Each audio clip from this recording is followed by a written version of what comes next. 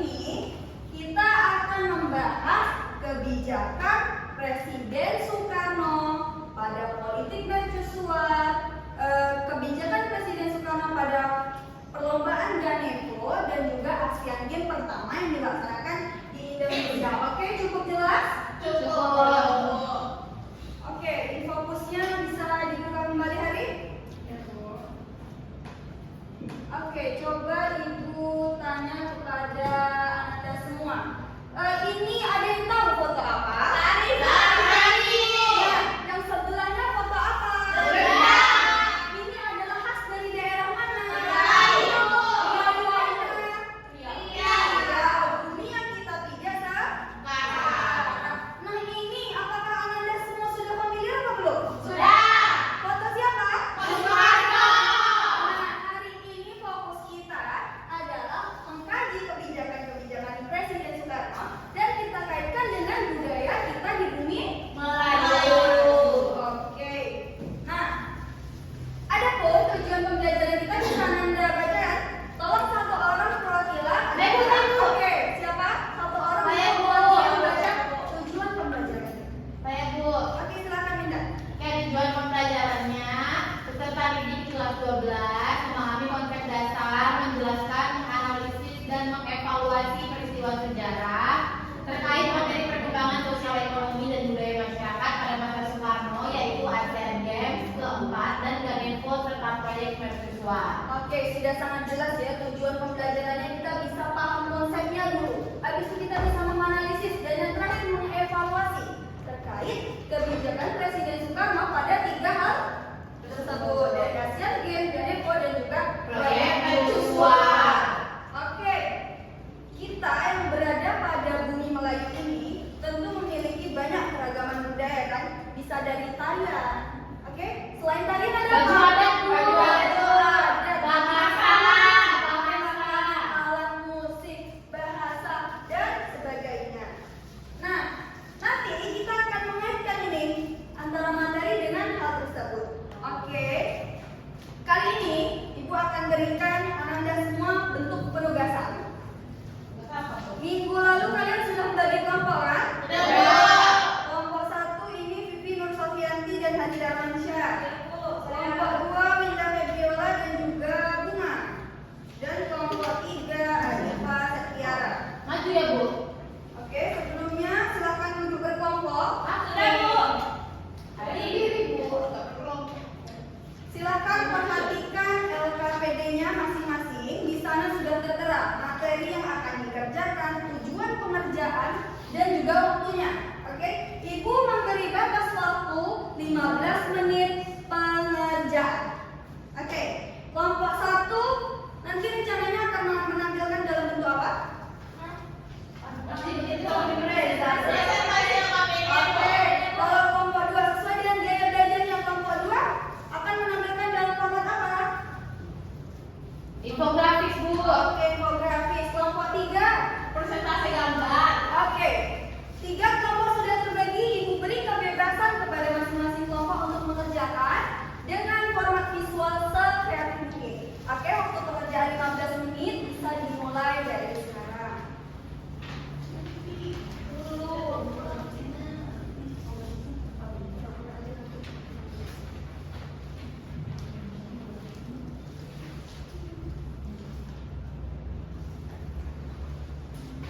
Perhatikan waktunya ya. Saya boleh nanya Bu? Ya, silakan Pak. Saya juga ya Bu nanti Bu.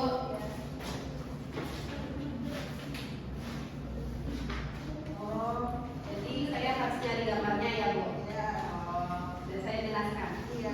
Oke, terima kasih Bu. Bu saya juga mau nanya Bu. Apa Linda, silakan Linda.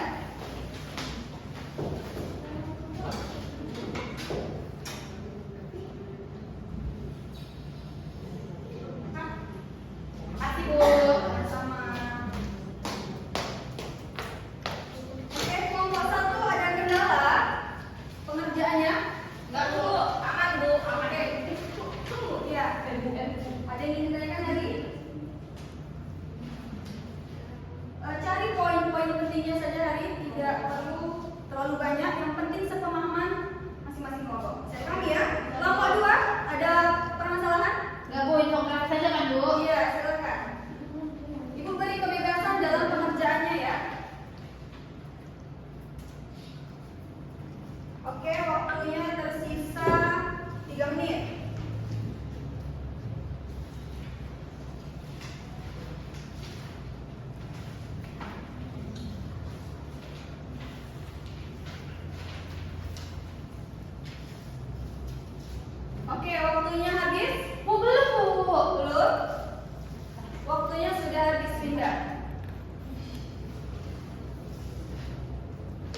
Jadi kepada semua kelompok ibu minta untuk presentase secara Giliran. mulai dari kelompok 1 hingga kelompok 3. Oke, kelompok 1 sudah selesai? Sudah, Bu.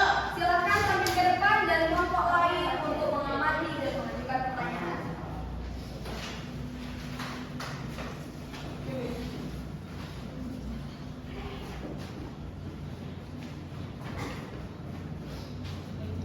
Assalamualaikum warahmatullahi wabarakatuh. Waalaikumsalam warahmatullahi wabarakatuh. Baiklah, kami dari kelompok 1 akan mempresentasikan hasil diskusi kami dan kami menggunakan presentasi LKPD dengan materi latar belakang pelaksanaan dan hasil ASEAN Games keempat yang akan dibacakan oleh Hari. Yang pertama adalah kesimpulan mengenai latar belakang pelaksanaan dan hasil Asian Games yang keempat ini. Menurut kelompok kami adalah Asian Games merupakan pesta olahraga Asia yang digagas oleh GG Sondi yang merupakan anggota International Olympic Committee, yang mana keinginan ini didasari dengan pandangan bahwa acara ini akan berkembang di masa depan dan membawa keuntungan bagi legitimasi Indonesia. Pemerintah Indonesia tidak ingin mendapatkan kesempatan untuk berpartisipasi aktif dalam kegiatan internasional yang dapat mempengaruhi citra bangsa yang tengah dibangun oleh Indonesia. Keterlibatan dalam kegiatan internasional akan meningkatkan prestis Indonesia di dunia, salah satunya melalui bidang olahraga. Kegigihan Indonesia ini berbuah manis karena Indonesia ditetapkan sebagai tuan rumah dari penyelenggaraan Asian Games keempat tahun 1962 setelah berhasil mengungguli 2 suara atas Karachi, ibu kota Pakistan. Motivasi utama Indonesia untuk menjadi tuan rumah penyelenggaraan Asian Games keempat adalah untuk mengangkat harkat martabat dan memperkuat posisi Indonesia di panggung internasional, juga dapat membangkitkan kebanggaan, solidaritas serta persatuan Indonesia. Yang kedua adalah pelaksanaan Asian Games yang keempat ini resmi dibuka ketika upacara pembukaan diselenggarakan dengan meriah pada 24 Agustus tahun 1962. Cabang yang diadakan adalah atletik, renang, menyelam, polo air, badminton, tinju, menembak, tenis meja, berat dan gulat. Indonesia berhasil mencapai hasil maksimal karena dapat menduduki posisi kedua setelah Jepang dengan 11 medali emas, 12 medali perak dan 28 medali perunggu. Akhirnya pada tahun 1962, upacara penutupan Asian Games dilaksanakan dengan meriah, dipenuhi rasa bangga dan haru bagi seluruh pihak yang terlibat dalam mensukseskan Asian Games keempat di Jakarta tahun 1962. Oke, silakan ditutup. Demikian hasil dari presentasi dari kami. Kami tutup. Assalamualaikum warahmatullahi wabarakatuh. Waalaikumsalam warahmatullahi wabarakatuh. Beri tepuk tangan untuk kelompok 1. Luar biasa ya dengan presentasi medianya LKPD. Oke, Bu minta kepada kelompok 2. Kelompok 2 menyajikan apa kelompok 2? Infografis, Bu. Oke, silakan tampilkan. Silakan infografisnya dikirim ke grup kelas ya, Bunda. Oke, Bu, Bu, kirim tolong bunga ke grup.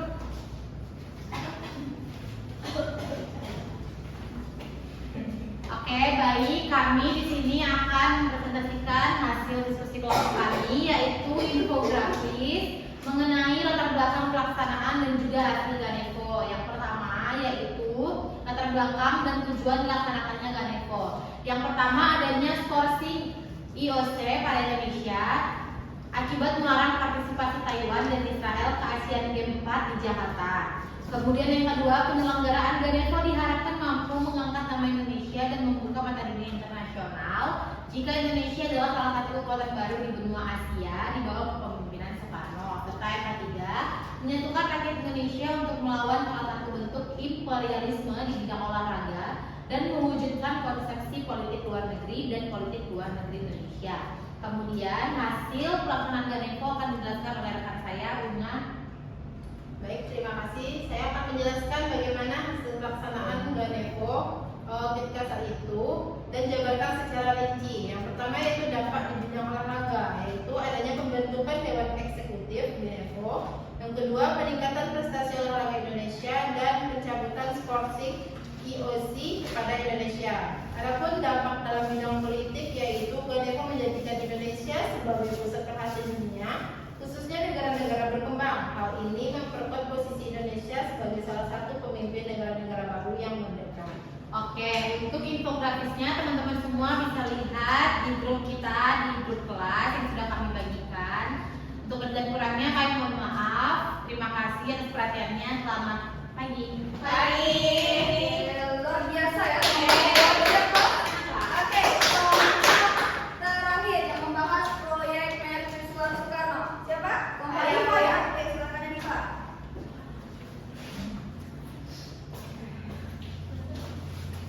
Baik, assalamualaikum warahmatullahi wabarakatuh.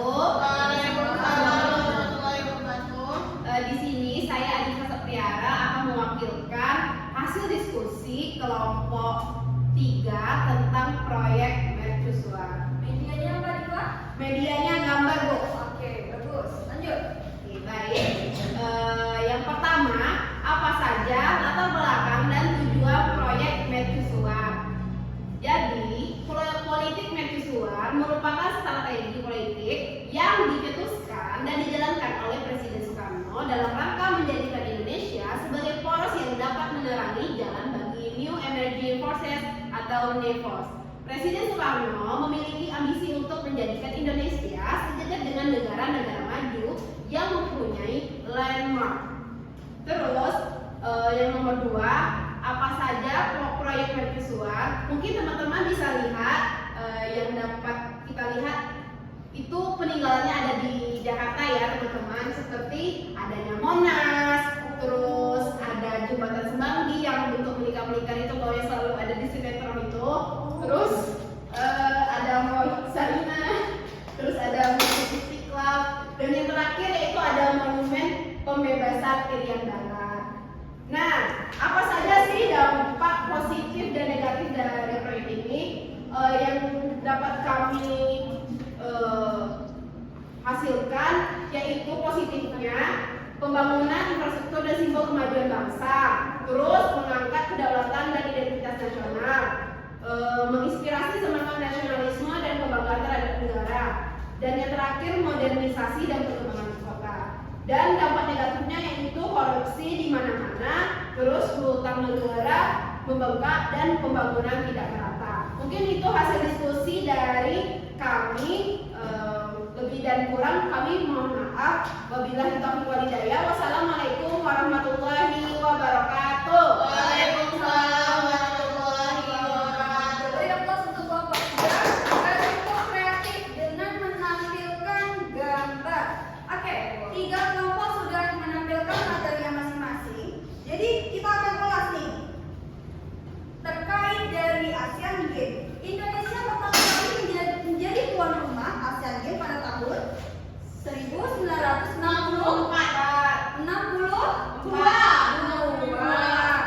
Kira-kira apa tujuan Indonesia ingin menjadi tuan rumah?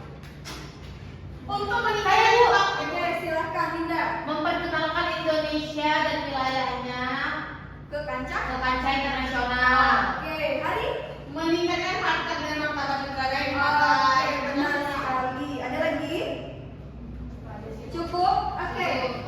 Tadi Asian Games sudah, Ganevo sudah, pesta olahraga. Nah, perlu kalian ketahui, Ganevo itu dilaksanakan khusus negara-negara berkembang. Kenapa hanya negara-negara berkembang saja? Karena Kenapa, Bu? tujuannya, kenapa Ganevo hanya diberlakukan bagi negara-negara berkembang saja? Supaya memperkenalkan negara berkembang, Bu. Menuju ke negara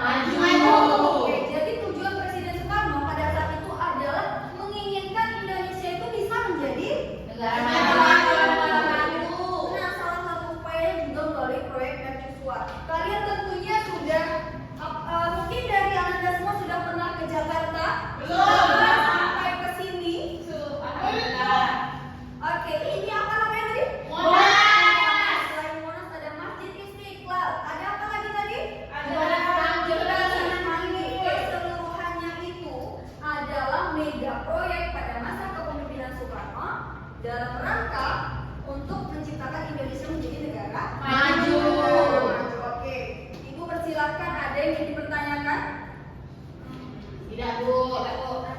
Oke, silakan. Ada yang ingin bertanya ternyata dari Pipi. Saya bertanya Bu, bagaimana Menko diposisikan dalam konteks politik luar negeri Indonesia pada masa itu Bu? Oke, sebelum Ibu jawab, ada yang ingin mencoba menjawab pertanyaan rekannya? Saya, Bu. Oke, siapa? Winda. Ya, Bu.